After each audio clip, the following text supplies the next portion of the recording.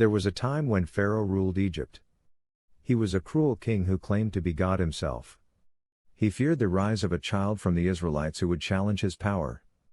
So he ordered, "Kill every baby boy born from Bani Israel." Mothers were devastated. Babies were being taken and slaughtered. In the middle of this horror, a mother gave birth to a baby boy, Musa, as she feared for his life. Allah inspired her. "Nurse him. But when you fear for him, place him in a basket and put it in the river. Do not fear or grieve. We will return him to you and make him one of the messengers." She followed Allah's command and placed her baby in the river. Imagine the pain of a mother doing that.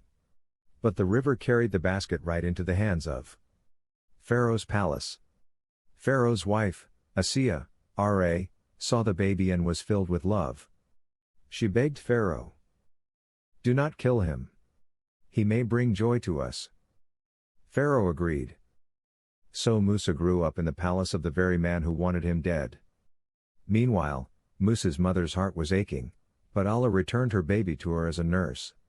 He reunited her with her son while protecting him. A miracle. Years passed. Musa grew into a strong, wise man.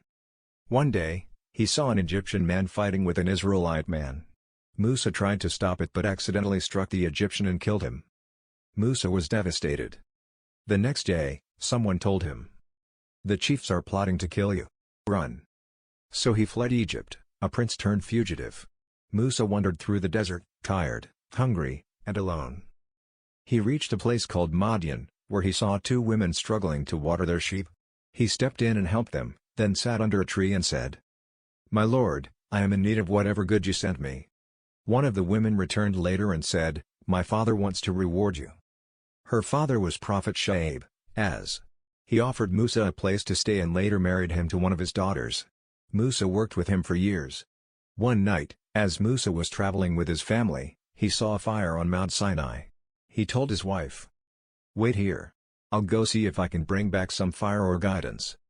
When he reached the fire, he heard a voice. "O Musa! I am your Lord. Take off your shoes. You are in the sacred valley of Tuwa." It was Allah speaking to him directly. Allah chose him as a prophet and gave him two miracles. His staff turned into a live snake. His hand shined brightly when pulled from his side. Allah then gave him a mission. "Go to Pharaoh. He has transgressed." Musa returned to Egypt and stood before Pharaoh. He demanded, "Let the children of Israel go." Pharaoh laughed. "Who is your Lord, O Musa?" Musa replied, "My Lord is the one who gave everything its form and guided it."